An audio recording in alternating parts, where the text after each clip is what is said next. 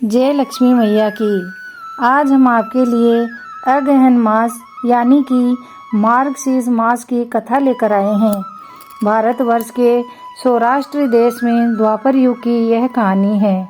सौराष्ट्र में उस समय भद्रसर्वा नाम के राजा थे। वे बड़े पराक्रमी थे।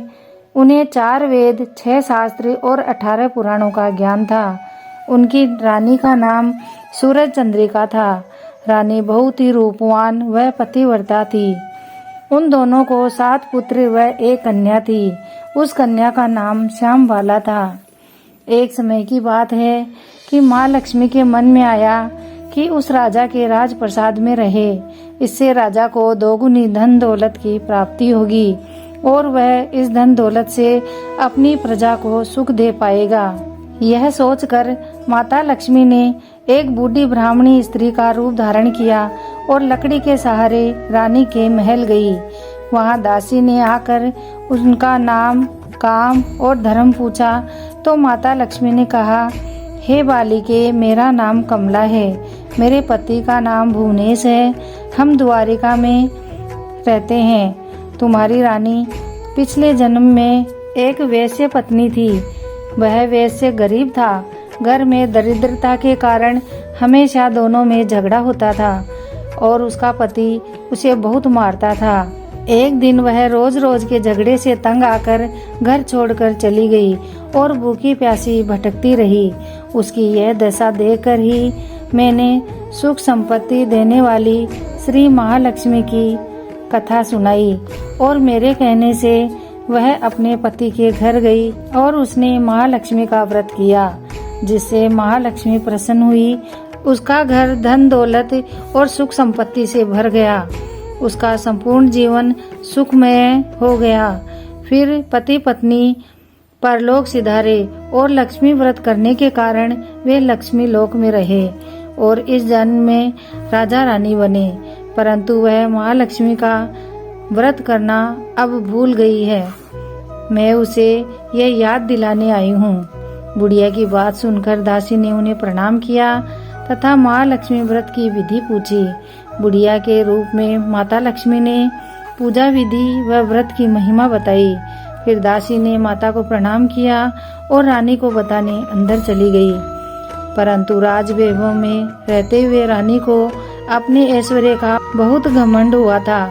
संपत्ति और अधिकार की वजह से वह उन्मुक्त हो गई थी।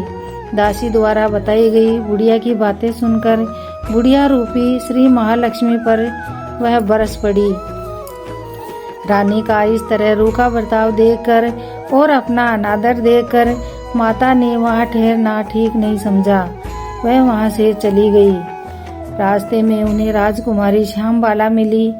श्यामबाला ने अपनी ओर से श्री लक्ष्मी माता से क्षमा मांगी। तब माता को उस पर दया आई। माता ने श्यामबाला को व्रत के बारे में बताया। जब अगहन माह का यानी कि मार्गशीर्ष मास का वह पहला गुरुवार था, श्यामबाला ने परम श्रद्धा से महालक्ष्मी का व्रत रखा और पूरे विधि विधान से पूरा व्रत किया। व्रत के प्रभाव से राजा सिद्धेश्वर के सुपुत्र मालाधार से उनका विवाह हुआ। वह धन धान्य, दौलत, ऐश्वर्य और वैभव से माला माल हो गई। वह पति के साथ ससुराल में आनंद पूर्वक रहने लगी। इधर माता लक्ष्मी का रानी पर प्रकोप हुआ और राजा का राज्य में सब नष्ट हो गया और वे आम आदमी की तरह रहने लगे। एक दिन रानी ने राजा से कहा कि हमारा दामाद इतना बड़ा राजा है, धन वैभव व ऐश्वर्यशाली है, क्यों ना हम भी उनके पास जाए और अपना हाल बताए। वे जरूर हमारी मदद करेंगे। फिर राजा भद्रसर्वा अपने दामाद के यहाँ चल दिया। रास्ते में चलते चलते वह थक गया। राज्य के तालाब के पास वह ठहरे। रास्ते में आते जाते दासियों ने उन्हें देखा। उन्होंने विनम्रता से उनकी पूछताछ की। जब उन्हें यह पता चला कि यह रानी श्यामबाला के पिता हैं, तो दौड़ते हुए जाकर रानी को सारी बात बताई। रानी ने दासी के हाथ राज परिधान भेजकर बड़े ठाट से उनका आदर सत्कार किया, खान पान करवाया। जब वो वापस लौटने लगे तो सोने की मोहरों से भरा घड़ा अपने पिता को दिया। जब वह अपने देश को आया तो रानी सूरज चंद्रिका बहुत खुश हुई। उन्होंने सोने की मोहरों से भरे घड़े का मुंह खोला तो धन की जगह कोयले मिले। यह सब महालक्ष्मी के प्रकोप से हुआ। इस प्रकार दुर्दशा में और कई दिन बीत गए। इस बार रानी स्वयं अपनी कन्या के पास गई। उस दिन अगहन माह यानी मार्गशीर्ष माह का अंतिम गुरुवार था। श्याम बाला ने श्री महालक्ष्मी का व्रत किया, पूजा की और अपनी माता से भी व्रत करवाया।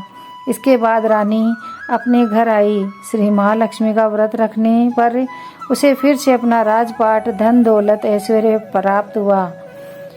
वह फिर से सुखमय जीवन बिताने लगी। कुछ दिनों के बाद राजकन्या श्यामबाला अपने पिता के घर आई।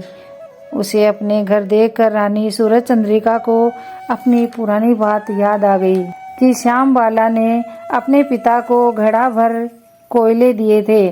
इसीलिए श्यामबाला के अपने घर आने पर कोई आदर सत्कार नहीं हुआ, बल्कि अपमान हुआ। उसने इस बात का बुरा नहीं माना कि उसकी माँ ने उसे कुछ नहीं दिया।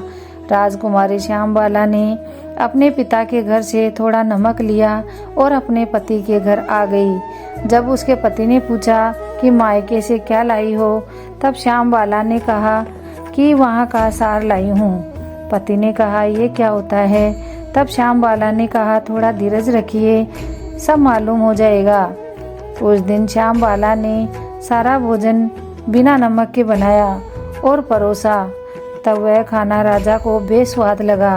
तब श्यामबाला ने नमक डालकर खाना बनाया तो खाना बहुत स्वादिष्ट बना। तब श्यामबाला ने कहा कि मैं मायके से ये नमक ही लाई थी। तब दोनों आपस में हंसी मजाक करते हुए भोजन करने लगे। इस तरह श्रद्धा भाव से भोजन करने पर माँ लक्ष्मी बहुत खुश हुई।